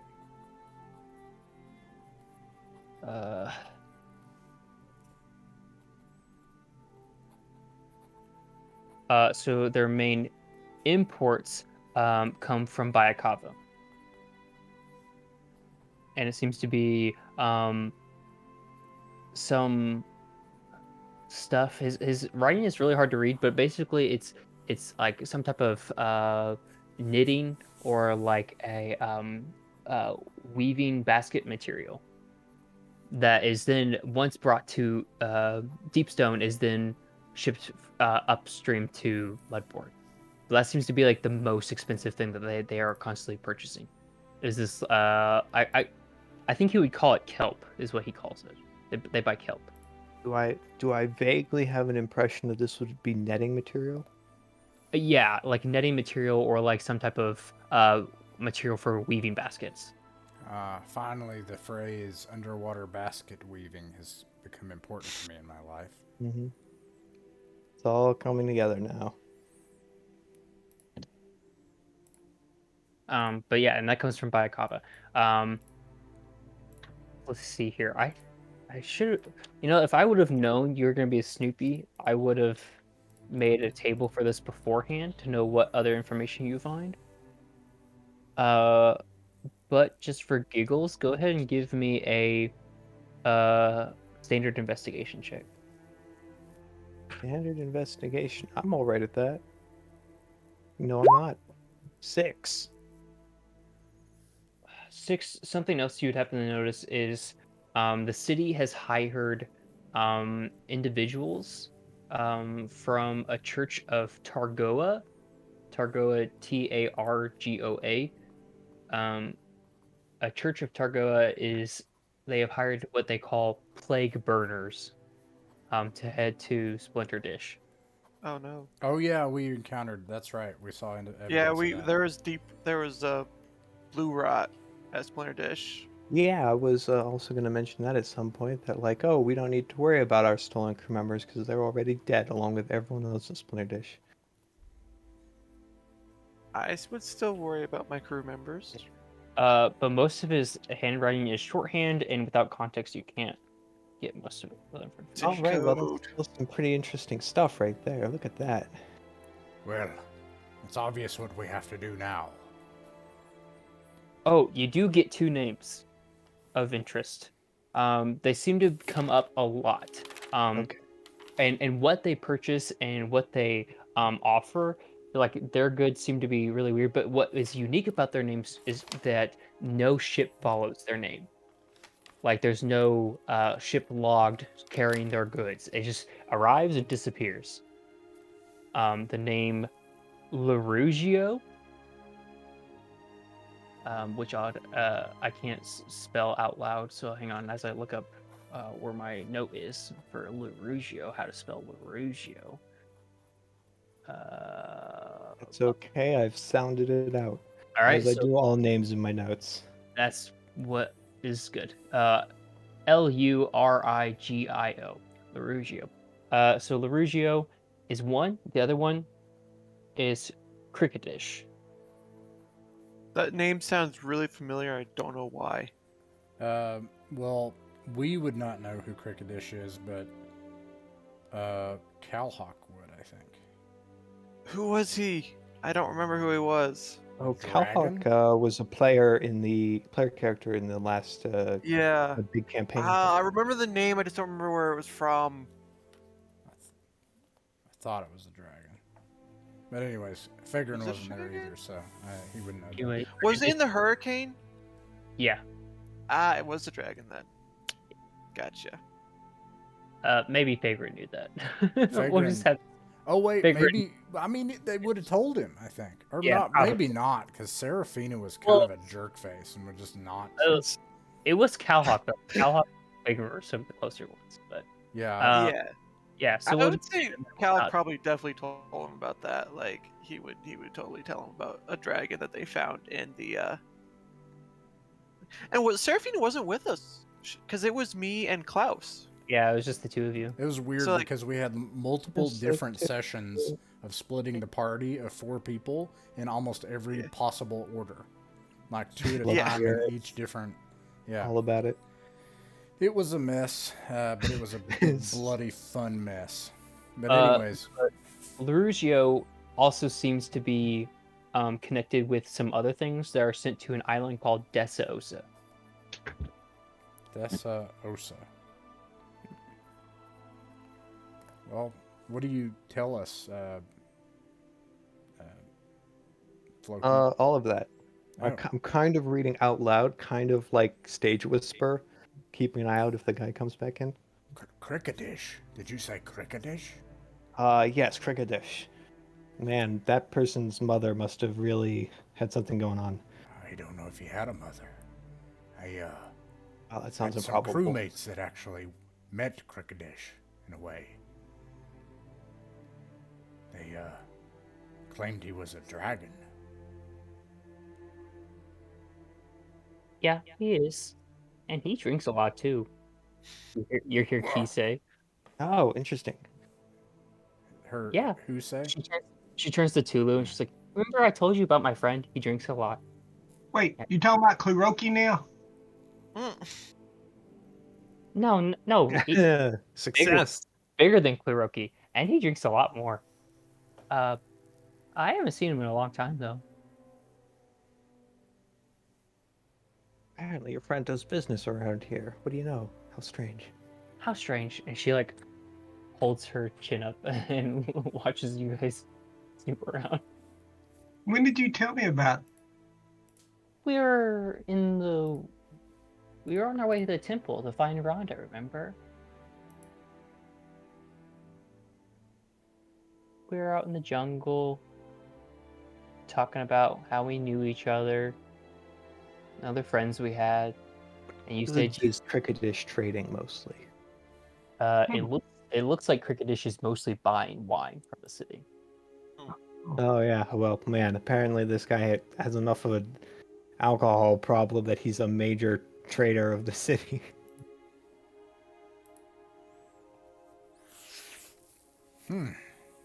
Interesting. Well, they Wait, do we got any leads, you think? we need to have this Splinter splinter dish, sounds dish. like. We can't wait. We need to find our crewmates as soon as possible. Well, maybe it'd be a good idea to spend a day, Nope. like repairing the ship, Aye, and and Well, then the, we, We're going to And be we at can make docks. We don't need the ship. We can just go now. what? I said it's like it's on land. Like the undercover base is on land. So what do we need the ship for? We don't need to repair. Splinter it. Dish is an island Oh, that yeah, that's right. contains literally no land. It's a pile of wood. I'm getting my islands mixed up. I That's apologize. understandable. Yeah. Well, of course, and we should hear back from the city, unless they try to apprehend us. Oh, do you all think that might be a possibility? Distinctly yes. I'm not too worried. This is Ukshay. This is Splinter Dish. This is Mudport. This is Deepstone. So you guys are in the lagoon in Deepstone. And Splinter Dish is like this pile of driftwood that is its Oh, own. I thought Splinter Dish was further away. How I mean- handy. This is abstract. Not But it's scale. within 3 days. Yeah, not to scale. It is within 3 days sail. Okay, yeah, that's more what I thought. It occurs Yeah, to we're me, pretty close. we could have sent, what's the fairy's name? Key? Key, thank you. But, Captain Hawks, they were using some sort of thing to detect magical beings. We need to spy on them. We can't allow them to apprehend us here. Never I mind think, the fact that Captain Hawks tried to warn us that this city is corrupt. well, the Dockmaster said that Captain Hawks was trying to get us authorized as official privateers. I don't think there's a lot of risk of us getting arrested. Quite the opposite, actually. If we got whatever necessary, I think he might have paperwork that is helpful to us, not hindrance to us. Aye. Perhaps we could at least roll the dice on Captain Hawks. Either way, he owes us. We'll wait to hear about that and repair the ship.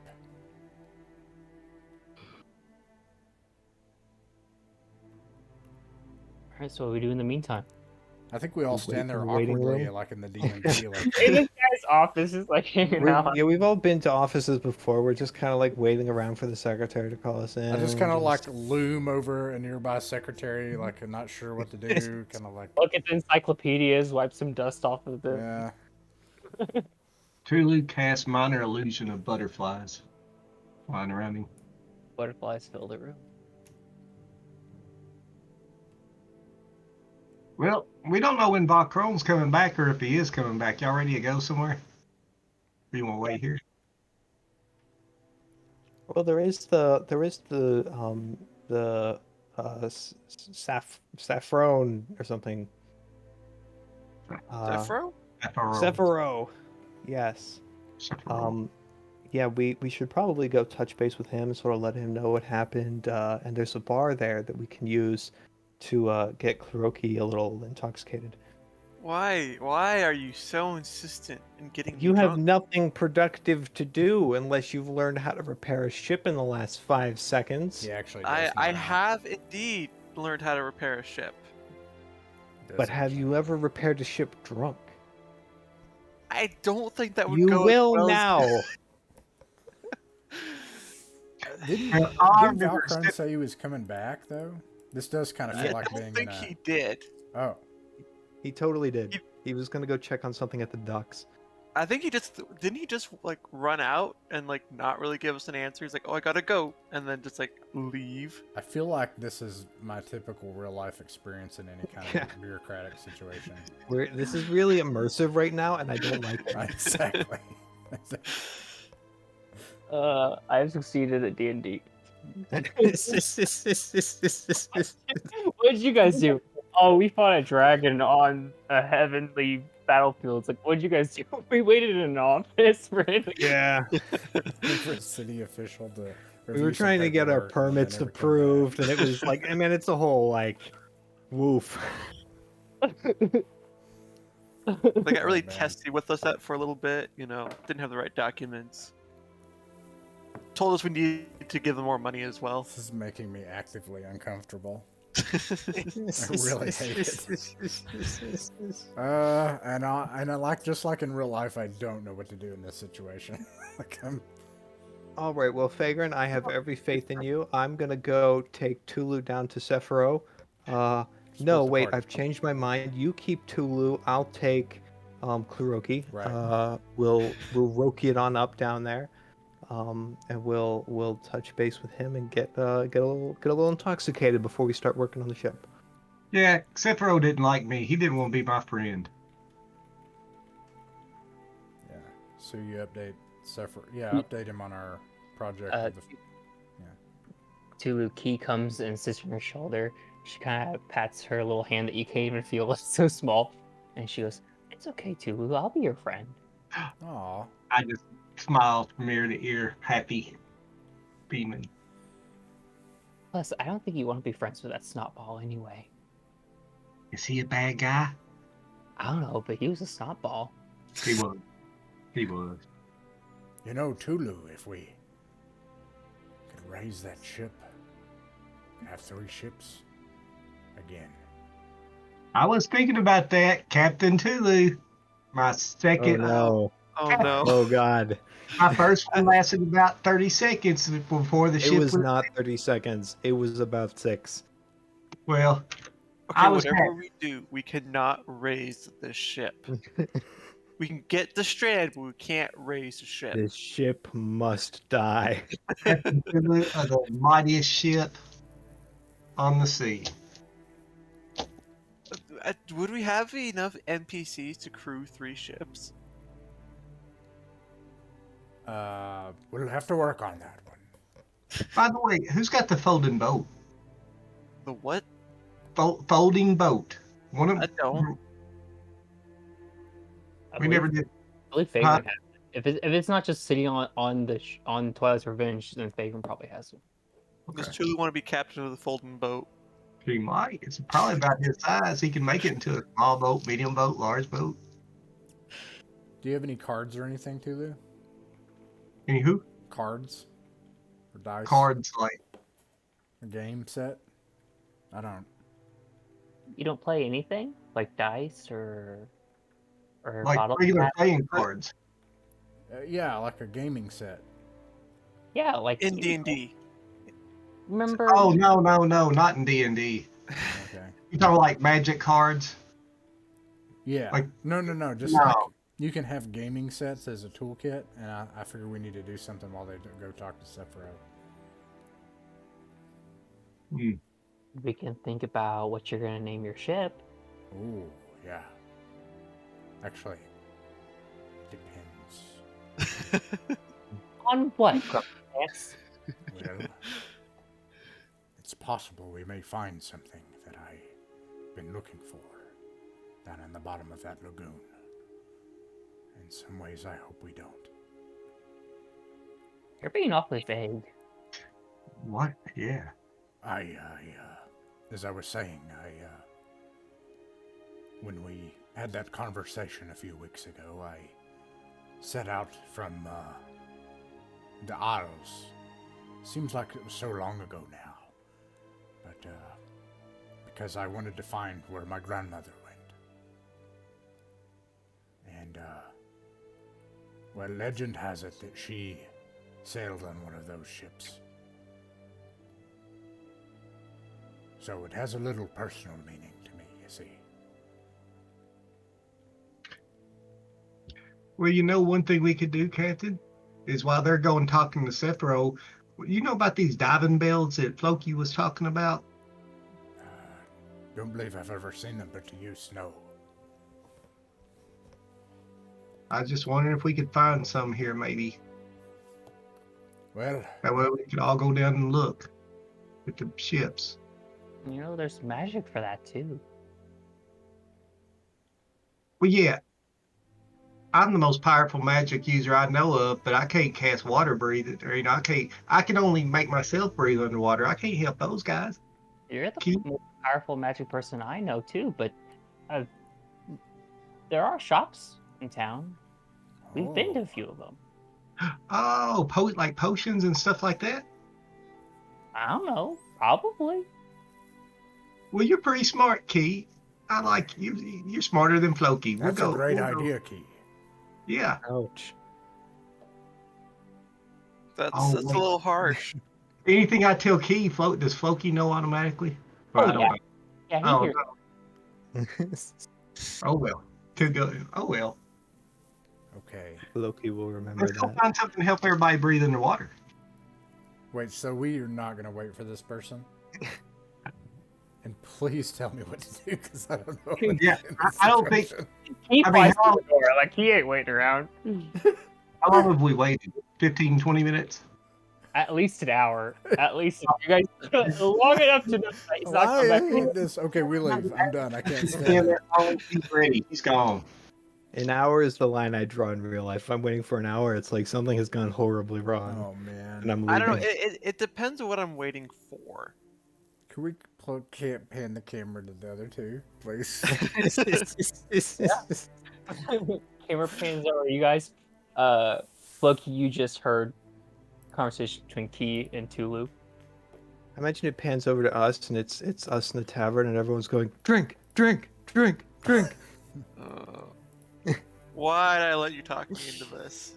As little Kinku sit all around you, the little Kinku waiters in this massive tree tavern sit there clinking their tinkers alongside you. All right, I chug whatever I apparently have bought. Constitution saving throw. I'm great at that. I ain't gonna get drunk tonight. No siree. What's my modifier? Come on. What's a 14 get me? 14, whatever swill you just swallowed tasted terrible, but with a draconic belch, you're able to keep it down.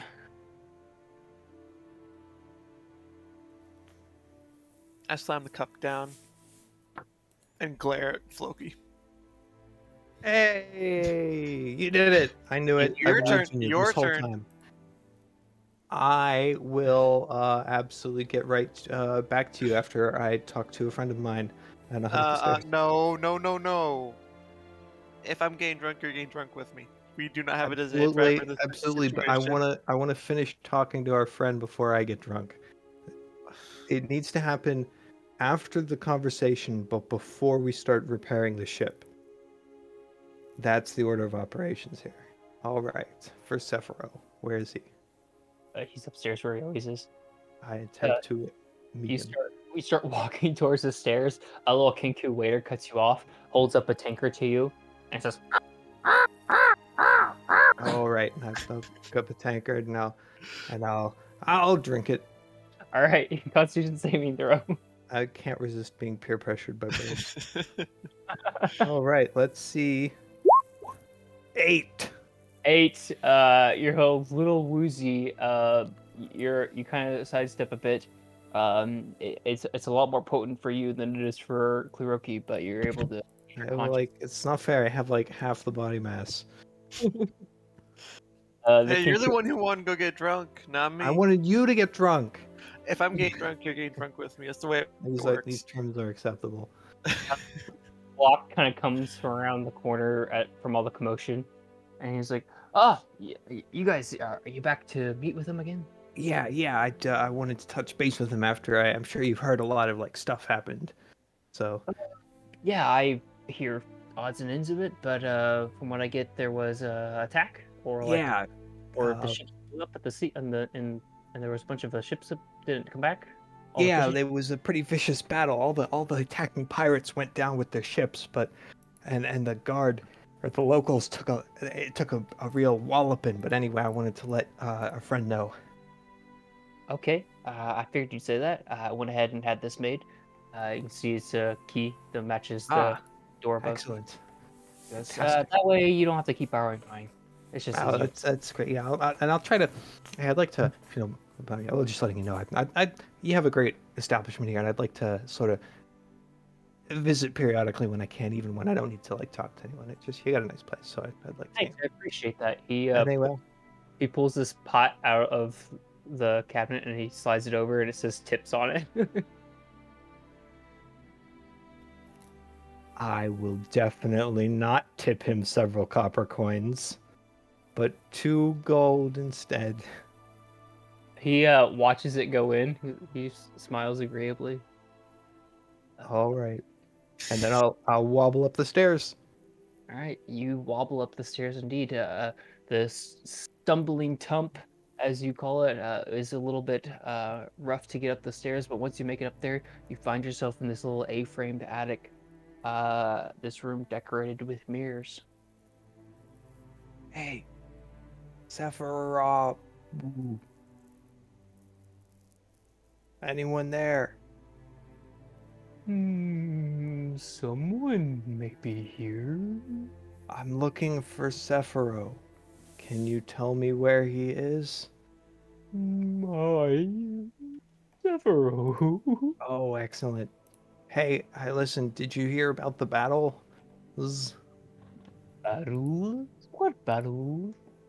There was just a fight out in the sea. Two of them, a group of pirates attacked Yukashe. One of them was it was an alliance of pirates. One of them was Marauders Marauders, and one of them was the Metalbeards. And they teamed up to attack the city, and they were all destroyed with our help. But the local fleet got walloped as well. What about Augusto? Oh, Augusto is fine. Oh, he's fine. Yes. Kind of old. Kind of up there. He's much younger than I am. I'd assume. But yeah, we spoke with him. He was really helpful. Yeah, it was good of you to put us in contact with him. But I wanted to let you know that these pirates did this attack thing. I don't know if you happen to know anything about these pirates. Pirates. Green Blades I know of. Yeah, well, they weren't involved insofar as I was aware. I don't remember much else of pirates.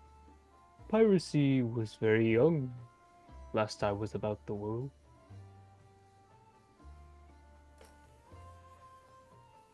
All right, good talk. Oh, you're old.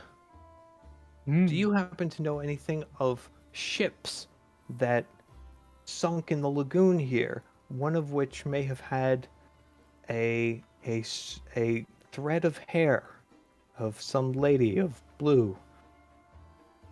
You speak of the 33 Threads of Tago? I think so. Are you friends with Tago? I think Tago's dead. Tago the dead one? No, Mogus is the dead one. Okay, I'm kind of,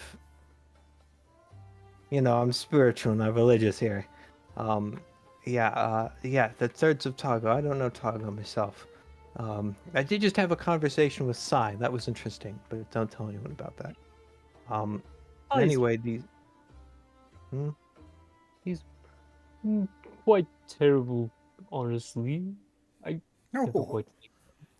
Wow, brutal. Man, when that guy says you're terrible, like, Yeah, I mean, he probably doesn't. awful. Yeah, yeah. I happen to know that he is a mutual friend of the pirates who just attacked this place. So that was, so I'm kind of undecided on the guy myself. Anyway,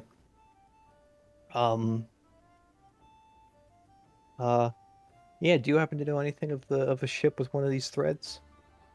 There was the Battle of 80s. That was the last time one of the 33 threads was in the lagoon, of my knowledge. Would you happen to know the approximate location that said ship went down? Don't quite know how I would be able to give you that information. Well, if I hypothetically was to draw in the dust here a vague map of the lagoon with 3 locations, would you happen to be able to narrow down from those 3 locations where the ship went down? Perhaps. All right, and I'll kneel down and I'll do that. All right, you kneel down and begin to illustrate it. The mirrors begin to kind of shift and swing to kind of all reflect Kleroki.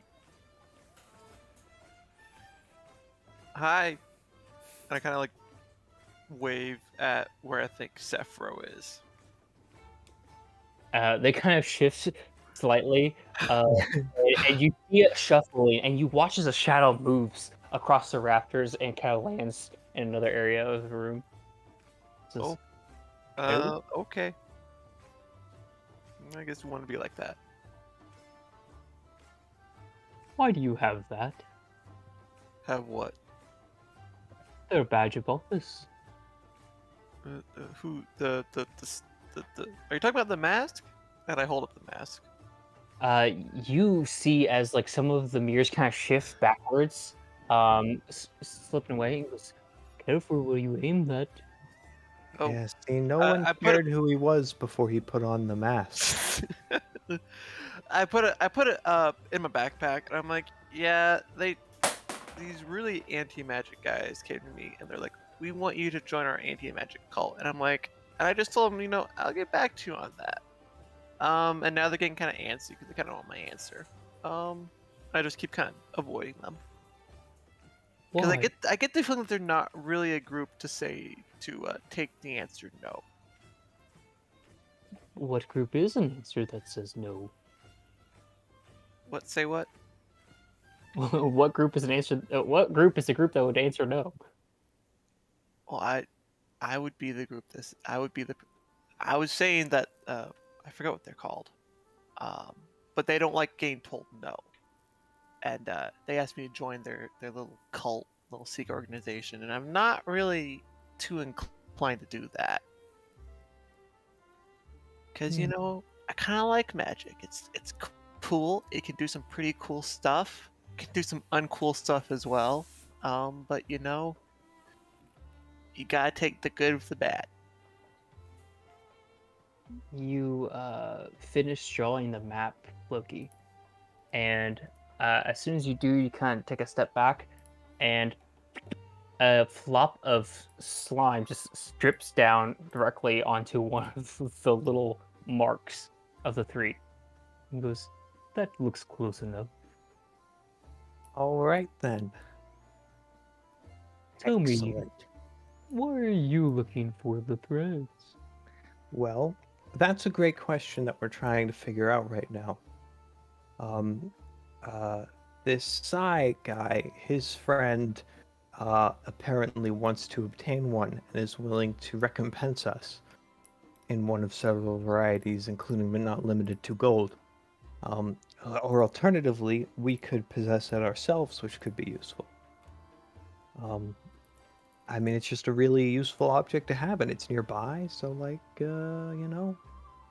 I've been tipped off, and might as well obtain it and see where we go from there. There are lots of powerful items nearby. He kind of like shifts, and the room kind of moves a bit as the mirrors kind of swing freely. And he goes, "You have your eye, and you have your mask. I don't know What does the mask do? You Because just I have had a dream. No, I asked him that. I'm like, what is the? Because like I had a dream, and I woke up and it was in my pocket. So I'm not really sure what it does. put it on and find out." See, this is where we kind of run into issues. It's not really meant for my kind of face. Well, who knows? Maybe it's magical. That's like, I think that's how magical items work. Is you can kind of like, if you kill a halfling and take his armor, and you're like a giant, you can still put his armor on. It like changes its shape and size for you, You right? kill a halfling. I would never. This is purely hypothetical. Are you This sure you is wouldn't kill a gnome? this is Schrodinger's backstory. I would kill a gnome. Absolutely. I attempt to put the mask on. As you do with a bit of a struggle, once you get it set on your brow, it warps and bends and begins to fit your snout perfectly, caressing, pulling back across your brow, fitting its way into your horns. It kind of begins to look more like a actual like draconic helm of sorts. Once You you like the Argonians put on armor. kinda. Once you get it on, uh, roll me a d8, please. Oh. 7. A 7. A faint sweet smell comes from it. And you now gain. First, are you attuned to any other items? No, Okay, I don't well, think so. I can. this No, I have the one sword. okay, that is for The attunement. salt stone sword. I believe that's the only thing I'm attuned to.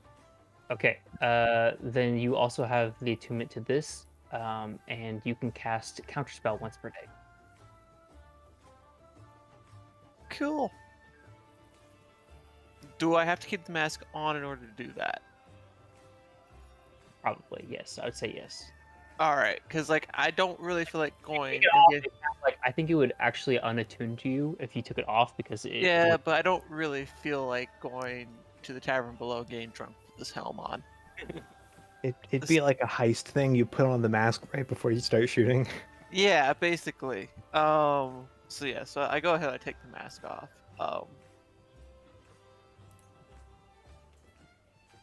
Yeah, and I put it back in my backpack. But neat. Where are your allies? They're helping us handle paperwork right now. As you know, They're playing the city waiting game. bureaucracy. Mm. Bureaucracy is quite the thorn in many people's sides. Yep, and today it's our turn. Unfortunately, but hopefully we'll be moving on in a bit. Anyway, I think that's all the business that I had. Thank you so much for your help with narrowing down this location. That's super useful. The Um, floorboards kind of curl, and you watch as this whelp kind of shifts across the floor. oh God. Before you go, I ask that you tell me when you will return. I don't want to be alone, and I'm afraid that if you do not come back, what will happen to me? That's a great question. We don't have a time frame right now. We have friends at who have been kidnapped by these pirates. And we've just discovered that the pirates are based in Splinter Dish, possibly. So we're going to head over to Splinter Dish and I don't know, shake the tree until something comes out, I guess. And then we intend to return. What is a splintered dish? It's kind of a portmanteau's not the right word. It's a compact word. I think that's the thing. It's a Splinter Dish is a course a sort of a man-made island comprised of wood, which I believe is where the splinter part of the name comes from. And initially it was a restaurant, which is where the dish comes from, and it sort of grew into like a little city on the sea, and it's sort of off the coast of Vukache a few days, kind of a way station. That would be quite the sight to see. It's less impressive than it looks. It's also plagued, apparently. So it's kind of yeah, it's Terrible.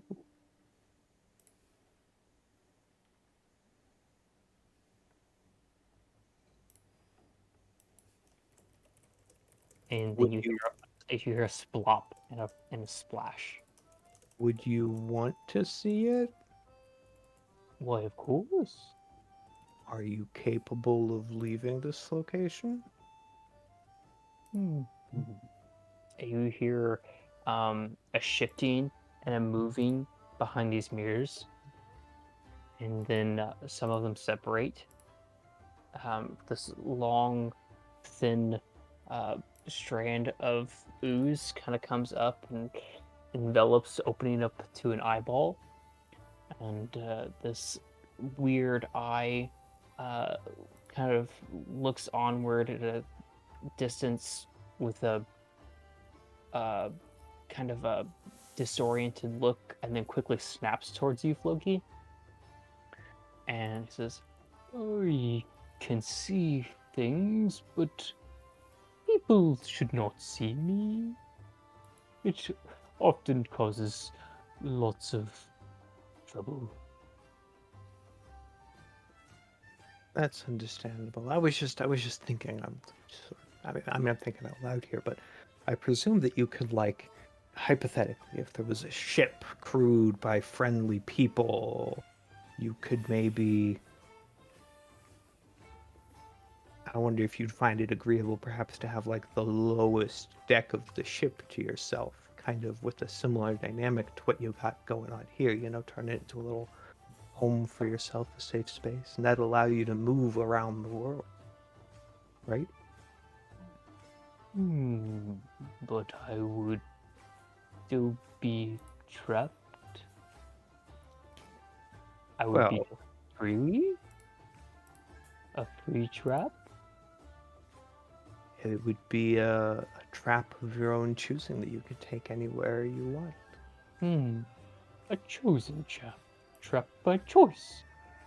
And you hear like a gurgling sound and a sputtering sound.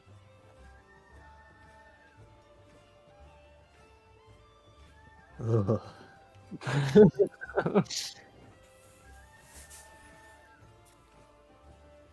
Perhaps we could discuss it with your captain whenever he returns.